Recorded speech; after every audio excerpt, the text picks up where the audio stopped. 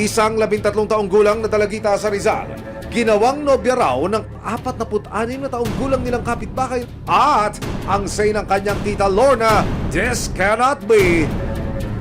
Kaya naman nitong nakaraang linggo, dumulog si Lorna sa resibo para ilapit ang kanyang problema. Sir, gusto ko makulong yung lalaki. Di ako talaga papayag, sir. Igugo ko to kasi wawala na ako ng pag-asa.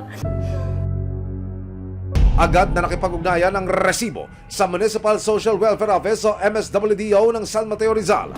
Dahil sa sitwasyon ni Trisha, maituturing na siyang child at risk. Kaya kasama ang resibo, MSWD Office ng San Mateo Rizal at Philippine National Police, Women and Children Protection o WCPC San Mateo Rizal. Agad kaming nagtungo sa bahay ni Trisha para i-rescue ang dalagita, ayon na rin sa desisyon at assessment ng mga otoridad. Pagdating sa bahay, naabutan namin si Trisha kasama ang kanyang nakababatang kapatid na itatago namin sa pangalang Tintin, 11 taong gulang. Pero ang pagre-rescue sa mga bata, naging pahirapan. Halika, chinelas. Interviewin ko lang na. Susunod niya. Tatawagan. Ay, Magagalit niya sa akin. wag at magagalit. Kasi... Ano? Ang sinabi niya sa'yo? Ang sinabi niya sa'yo? Gusto alam niya? Gusto alam niya? Alam niya?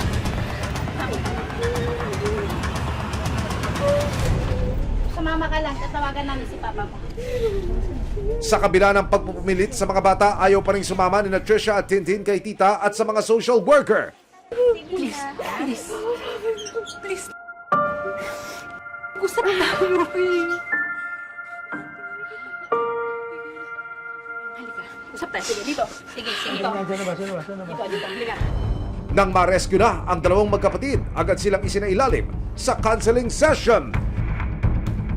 Gusto lang namin na hindi na pa maulit pa. Mag-i-stay kayo sa amin hanggat hindi namin nasisigurado na ang lugar ninyo, ang papa nyo ay napoprotektahan kayo.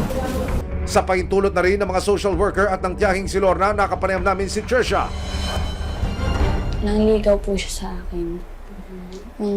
Nagtanong po kung pwede po manligaw. After 2 weeks, yun po, sinagot ko po siya. Pagbigay po, just mabait po.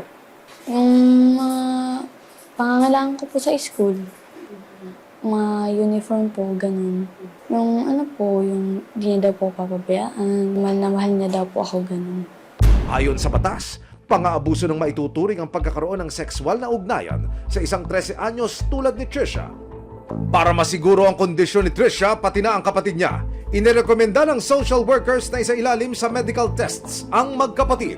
Sa gabay ng social worker, PNP WCPC ng San Mateo Rizal at ng kanilang tiyahing si Lorna, minabuti ng resibo na samahan sila sa isang ospital para masuri. Agad silang isinalang sa genital examination para masuri kung may senyales ng pang-abuso.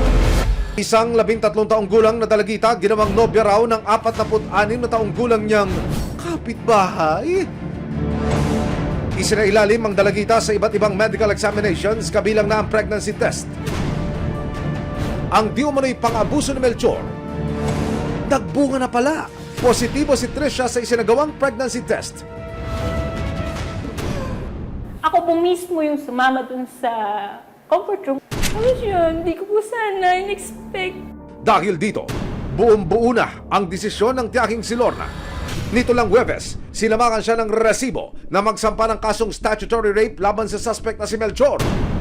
Ibig sabihin po yun sa pag-aabuso sa bata, yung sa pagkikipagrelasyon sa isang minor de edad po. Yung suspect is may kakayahang mag-isip kasi siya po yung nasa tamang edad. Kung sakaling mapatunayang may sala, nakakarap si Melchor sa habang buhay na pagkakakulong. Sinubukan din namin kunan ng pahayag ang ama ni Trisha at Tintin para tanungin kung may alam siya sa naging relasyon ng kanyang anak at ni Melchor. Tumanggi siyang magbigay ng panayam, pero paliwanag niya, wala raw siyang alam sa relasyon ng kanyang anak at ni Melchor. Hinding-hindi rin daw siya magbibigay ng basbas sa relasyon ng menor de edad niyang anak sa lalaking kasing edad na niya. Pero ang say ni Lorna, "Don't me, kuya." Kasama ang punong barangay, minarapat po nating sadyain ang bahay na akusado para personal na makunan siya ng panig. Yung bahay na akusado, narito po sa aking kaliwa.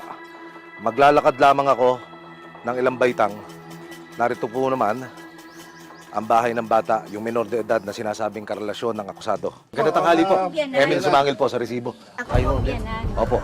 Nandiyan ho ba yung lalaki, yung subject ko namin? Wala ho ako kahapon. Nagtrabaho ako ngayon. Pagdating ko nga sila, wala na yung motor. Pasok po kayo. Tingnan nyo din, sir, para alam nyo baka sabihin nyo tatago ako. Pero kung sakali yung lumutang, iharap nyo sa barangay, ready kayo ron. Sige po, kung talagang papahayag po siya. nyo. Sa puder ho ng barangay, ano ang magagawa ninyo? Para naman ho dito sa akusado. Ito pong aming mga barangay police o barangay tanod, aking pong laging pinagmo-monitor dito sa area nila. Aha. Para kung sakali man ay report namin at damputin, we turn over sa pulisya. Okay. Para naman masiguro ang kaligtasan at mas maprotektahan ang magkapatid na sina Trisha at Tintin, minabuti ng Municipal Social Welfare Office na dalhin sila sa isang shelter. Dito, sasailalim sila sa mga counseling session para magsimula ang kanilang paghilom. Ito muna ang magiging pansamantalang kanlungan ni Trisha, malayo sa anumang uri ng pang-aabuso at mas malapit sa bagong pag-asa.